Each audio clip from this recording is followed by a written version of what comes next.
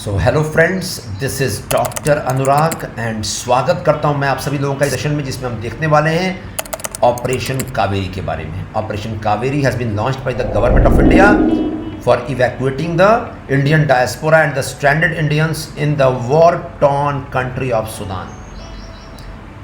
तो सूडान में जो भी हैपनिंग्स चल रही हैं पिछले एक हफ्ते से आपने सुना ही होगा।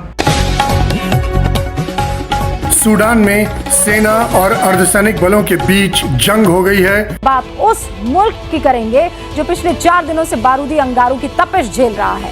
Sudan, the third largest country of Africa, has a very crucial and significant location.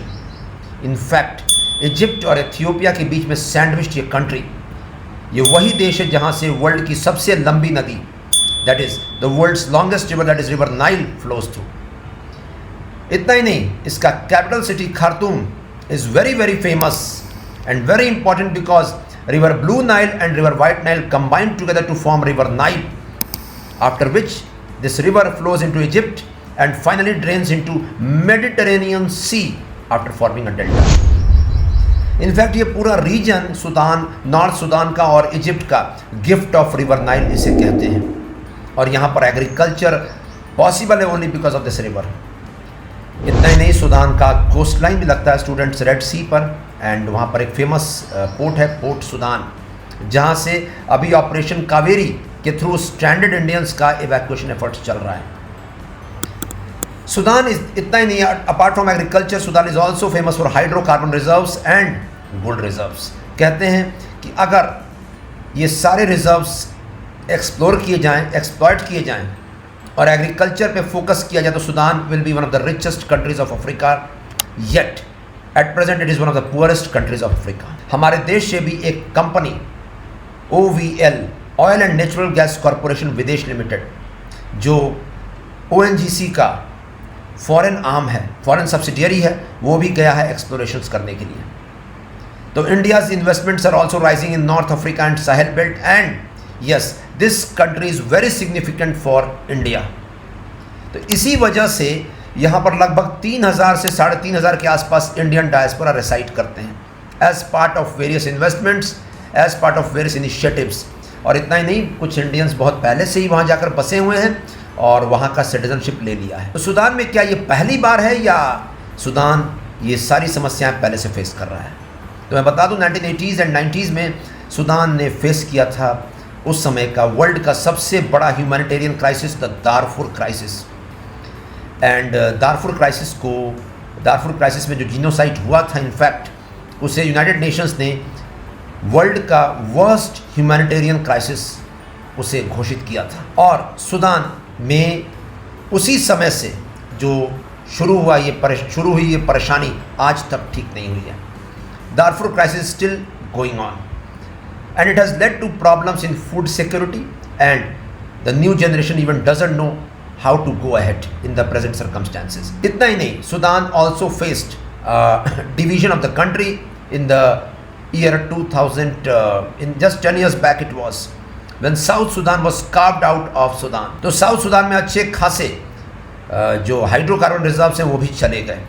South Sudan में बता दूँ, it was the most recent country जो फॉर्म हुई है वर्ल्ड मैप पर, जो इतनी बड़ी साइज़ की है, and it is a landlocked country formed between Ethiopia, Sudan and Uganda के बीच में इसका लोकेशन है। ये सेकंड क्राइसिस था जो सूडान ने फेस किया। और वहीं सूडान में जो सबसे one of the longest ruling authoritarian presidents, Omar al Bashir, he was ruling Sudan for very long time. In 2019 Omar al Bashir को हटाकर मिलिट्री ने एक ट्रांजिशनल गवर्नमेंट इस्टेब्लिश किया। इनफैक्ट उन्हें हटाया गया था, और हटाने के पीछे वजह थी अथॉरिटेरियन एंड ऑटोक्रेटिक प्रेसिडेंट्स। मैं बता दूं, पूरे north Africa and west Asia have been famous in fact for this type of governance. Omar al Bashir को हटाकर जो ट्रांजिशनल गवर्नमेंट बैठाई गई, उसके साथ फिर से मिलिट्री कूप हो गया 2021 में। इलेक्शन शेड्यूल्ड होने थे 2023 में, लेकिन अभी ये देश परेशानी में फंस गया है। तो ये 4 साल जो ट्रांजिशनल गवर्नमेंट की बात चल रही थी, इसमें परेशानी कहाँ हो गई? मैं बता दूं, यहाँ परेशानी हुई है उस देश की, दैट इज सूडान की आर्मी के बीच में एंड पैरामिलिट्री फोर्सेस के बीच में। तो सूडान की पैरामिलिट्री फोर्स का नाम है Rapid Support Forces, and Rapid Support Forces and the Sudanese army are just against each other in the present crisis. और इसी वजह से ये परेशानी और आगे बढ़ चली है। अगर किसी देश की आर्मी या पैरामिलिट्री ट्रूप्स ही आपस में लड़ जाएं तो आप समझ सकते हैं वहाँ सिविल वॉर छिड़ने में टाइम नहीं लगेगा। और इसीलिए सारी कंट्रीज़ परेशान हैं जिनके भी लोग यहाँ पर बसे हुए हैं, और इसी वजह से इंडिया ने इवैक्यूएशन एफर्ट्स तेज़ कर दिए। In fact one of the Indians residing in Sudan, he was killed by a stray bullet, and इसी वजह से स्पीड अप किया गया ऑपरेशंस। तो ऑपरेशन कावेरी ये पहली बार नहीं है दैट इंडिया ऐसे ऑपरेशंस ले रहा है अब इंडियन डायस्पोरा को इवैक्यूएट करने के लिए। इसके पहले यमन में भी लिया गया था ऑपरेशन, इसके पहले इराक में भी लिया गया था, एंड कोविड के समय भी ये ऑपरेशन, इस तरह के ऑपरेशंस करवाए गए थे इवैक्यूएशन एफर्ट्स की तरह। तो ऑपरेशन कावेरी में INS Sumedha ship reached port Sudan, and वहाँ से जो पहले इंडियंस जो रीच किए थे वहाँ पर उनको लेकर जेद्दा की तरफ वो शिप आगे बढ़ गया है, और अब INS Teghk has also joined the efforts. Let's see what the future has in store for Sudan. Yet it is a problematic circumstance not only for that country but also for the international diaspora living in that country, including the Indians.